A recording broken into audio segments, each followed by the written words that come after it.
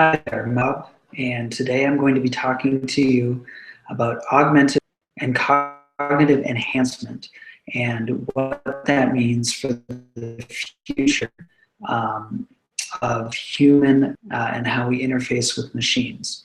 Right now, we interface with machines through cell phones, through computers, through tablets, and then those are our primary interfaces. And then you have smaller machines like ATMs, more specifically designed for a certain transaction or process. In the future, we are going to move actually away from having a physical device in our hands, and everything is going to be invisible. A lot of people like to make fun of how Steve Jobs tried to shrink devices smaller and smaller. Well, he was onto something, because the reality is the next step is having those devices disappear altogether. And I'm going to go into what that means further in a little bit. So let's start our presentation here. So I'm going to be talking about augmented reality and cognitive enhancement. First, I'd like to talk about where we are now. Microsoft just came out with a new product called the HoloLens. Now, I don't believe you're able to buy it quite yet, but it's far along in development. And essentially what it is you put on these glasses that you see in front of you, and you're able to, your view of the world is digitally augmented. So you might be looking at a desk, and there's nothing actually there, but through the HoloLens, you can see some digital representation of, I don't know, it could be literally anything. Let's just say, for the sake of argument, it's a digital house that you're on the table. And you can manipulate it with your fingers, and you can change it. And the reason why the implications of this are so exciting is because you no longer need physical things. You can have a TV up on a wall. You can have a piece of digital art that is not actually there, but you can look at it and see it. But it's only visible to you, at least in this iteration. So it opens up a whole host of exciting possibilities. And I think the next step with this is to shrink it down and make it less bulky and awful looking, to be something that you might wear as glasses. Google Glasses may have been, obviously it will be fashionable, it will be invisible, they will look like normal glasses, and your world will be digitally augmented. So say, just for example, I walk up to a person, and they're a person I've met before, but I have no idea what their name is. I cannot remember.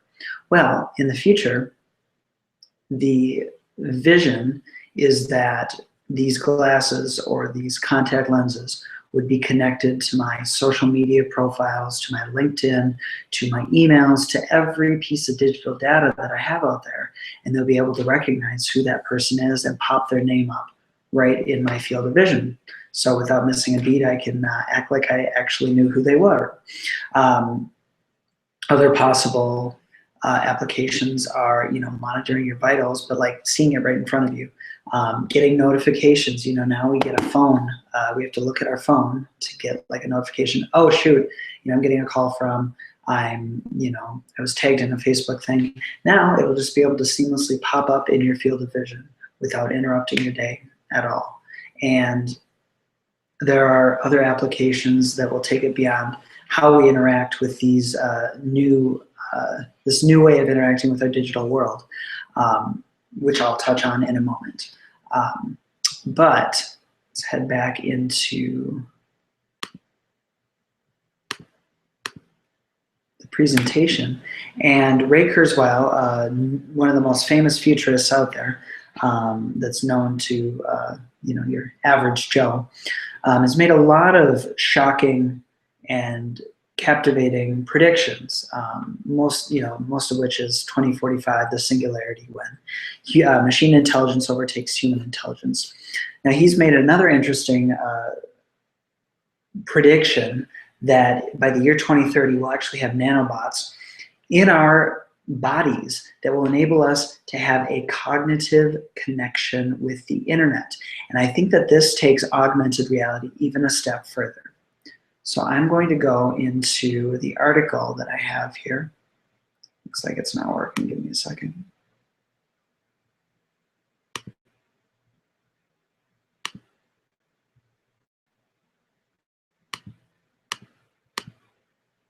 There we go. And this is the article that actually just came out 2 days ago, and it's 8 Shocking Predictions for Life After 2020 from Google's Genius Futurist.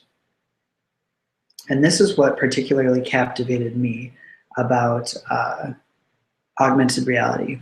And Kurzweil says that nanobots will give us, quote, full immersion virtual reality from within the nervous system. In other words, our brains will be connected directly to the cloud and the internet. So just like we can wirelessly expand the power of our smartphones, we'll be able to expand our neocortex in the cloud, which is absolutely insane.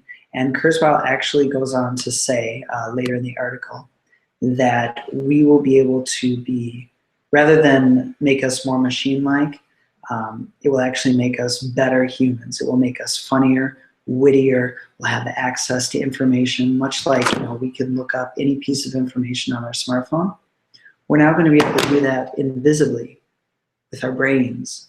If I can't remember, if I want to impress somebody, and say I'm interviewing for a company, and I get a question about like why were you attracted to this company? Well, instantly in my brain, because of the cognitive enhancements, I can go online and find very specific information about the company and spew it right back out. Now, this does raise ethical implications, massive ethical implications, because what's coming out of your mouth, is it yours? Is it your intellectual property? Do you own it? So I think certainly big ethical issues to grapple with as we move forward with this. But the connection I want to make here is that, say you have pieces of information that are augmenting and coming up. Say you get a Facebook notification. Well, because your brain is plugged into the cloud, you don't need to physically manipulate anything. You can think it. You can think a response to a text message. You can think, anything that you would say to Siri right now. You're not going to have to physically speak it aloud. You can write a paper by thinking. I mean, the applications of this, it's going to be absolutely insane how it blows open our entire paradigm of living and interacting with the digital world. So one final piece that I want to talk about here is, rather show you actually, it's a video that is just kind of conceptual in terms of how virtual reality and digital augmentation will be implemented. And this is probably not all that far off, maybe a decade. So this is about 2 minutes. Real quick, watch this.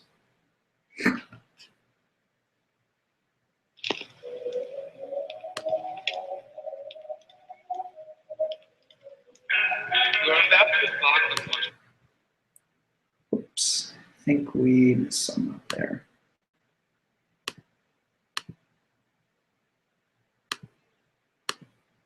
There we go.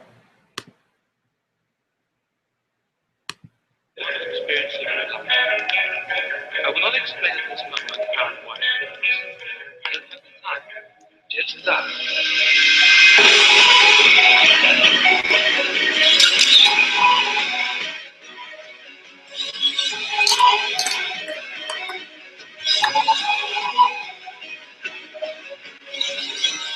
It's been a while, and I've been wrong, and you've been the only thing I've known.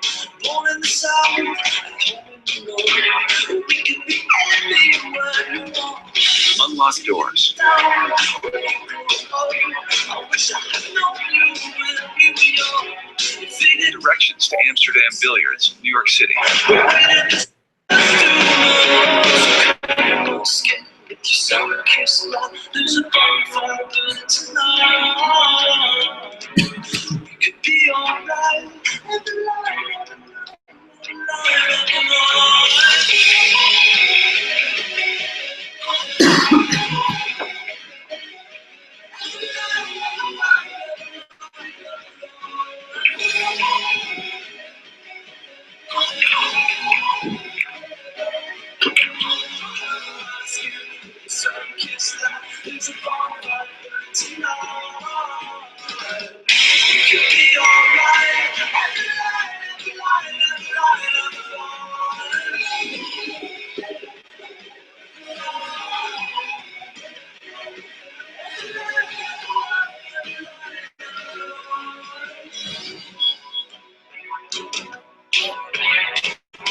Hi, nothing much, just chilling at my house. Any interest in joining?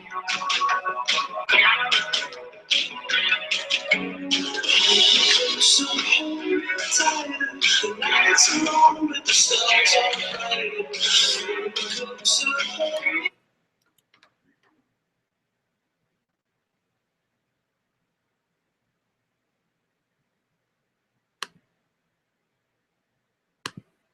So just very quickly, those are the two sources that I used here. If there is the need to reference anything,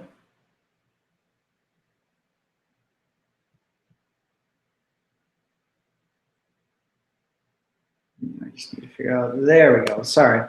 Having some technical difficulties here. But I think what is raised in that video is another, when he's going to go to the pool table, and it shows him his different strategic paths it's going to take. Having this augmentation raises very valid ethical questions about when should this technology be used. Certainly, if a baseball player is wearing them, is that fair? Now, maybe if everybody's wearing them, then it's more fair, but there are going to have to be important, very specific guidelines put in place for how to use these, and maybe human social norms will police it. I think we saw the same sort of questions arising when Google Glass first came out, and this is going to be Google Glass, but infinitely more controversial. So, but the reality of it at the end of the day is this is incredibly exciting technology that's going to transform our lives, I think, quicker than we expect within the decade. And as the technology progresses, it's only going to get, as we start interfacing with machines, it's only going to explode in possibilities in how we perceive the world. So thank you very much for watching, and yep.